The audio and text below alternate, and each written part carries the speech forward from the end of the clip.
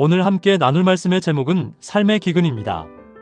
우리가 가진 것이 모두 바닥났을 때 비로소 드러나는 진실에 대해 창세기 47장 13절부터 26절 말씀을 통해 살펴보겠습니다. 피할 수 없는 기근의 그림자는 역사 속에서 끊임없이 찾아왔습니다.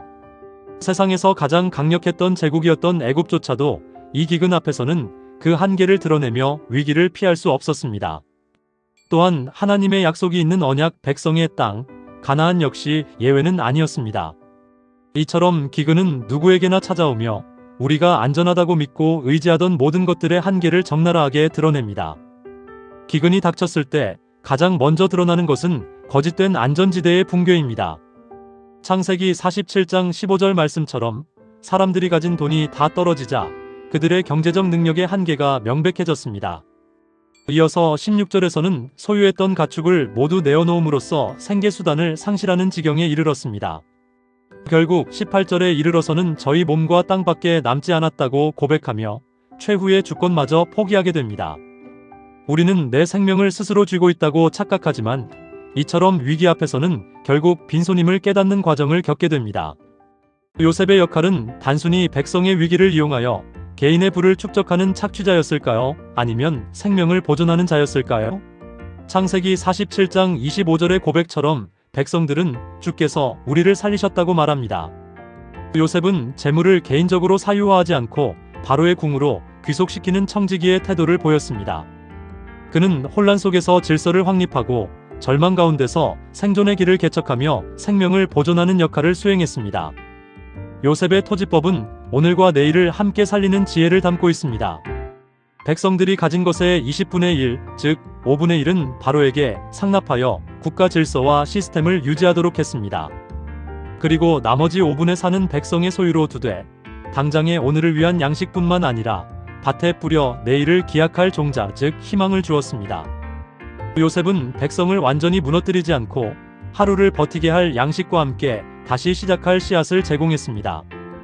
이 기근 속에서도 구별된 자들이 있었습니다. 바로 애굽의 제사장들과 야곱의 가족입니다. 애굽 제사장들은 바로가 주는 정해진 몫으로 생존했습니다. 이는 세상 권력 시스템 안에서의 예외적인 특권을 보여줍니다. 반면 야곱의 가족은 무너져가는 세상 속에서 스스로의 힘이 아닌 요셉을 통한 하나님의 보존하심을 누렸습니다. 이는 장차 구별될 제사장 나라 이스라엘의 복선이었습니다. 성도는 세상에 살지만 세상 방식만으로 생존하지 않음을 기억해야 합니다. 우리는 요셉을 통해 그림자와 실체의 원리를 발견합니다. 애굽의 제도는 하나님 나라의 최종 모습이 아니었습니다. 또한 요셉은 생명을 보존하는 구원자의 그림자일 뿐이었습니다. 성경은 요셉의 이야기를 통해 진정한 구원자이신 예수 그리스도를 미리 보여주고 있습니다. 구원자의 모형인 요셉과 예수 그리스도 사이에는 놀라운 평행이론이 존재합니다.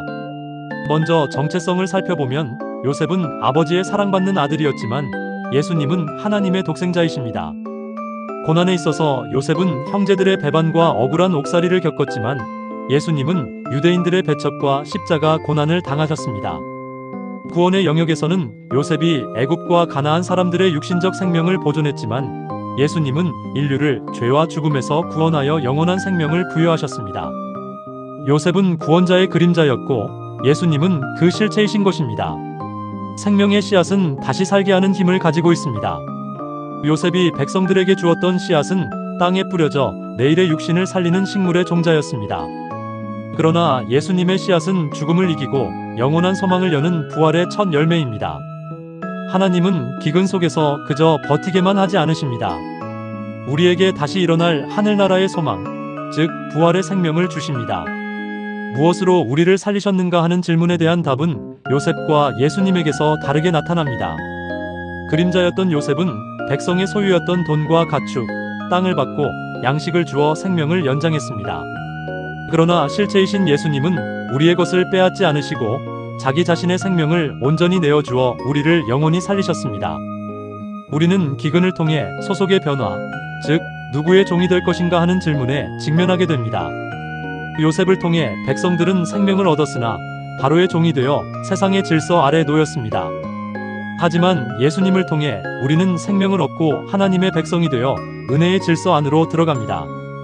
복음은 단순히 생명을 연장하는 데 그치지 않고 우리의 정체성과 소속을 완전히 바꾸어 놓습니다.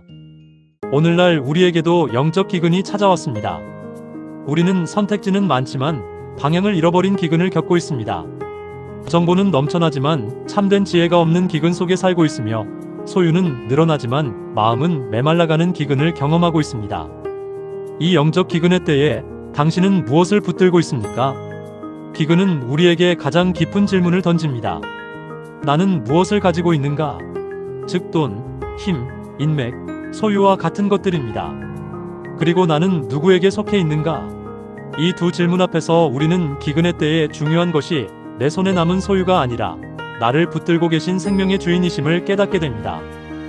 이제 우리는 세상의 방식에서 은혜의 질서로 나아가야 합니다. 우리의 회개는 입술로는 하나님께 속했다고 하면서도 실제로는 돈과 세상의 안전장치를 주인처럼 붙들고 살았던 삶을 고백하는 것입니다. 그리고 우리의 결단은 내 손에 남은 것이 모두 흔들릴지라도 내 생명의 주인이 오직 하나님이심을 인정하는 삶을 살겠다는 고백입니다. 죄와 죽음의 기근 속에서 우리를 건져내신 참 구원자는 바로 예수 그리스도이십니다. 고백하건대 나는 예수님 안에서 하나님께 속한 사람입니다.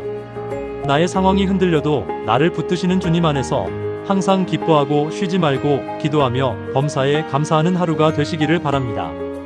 아멘.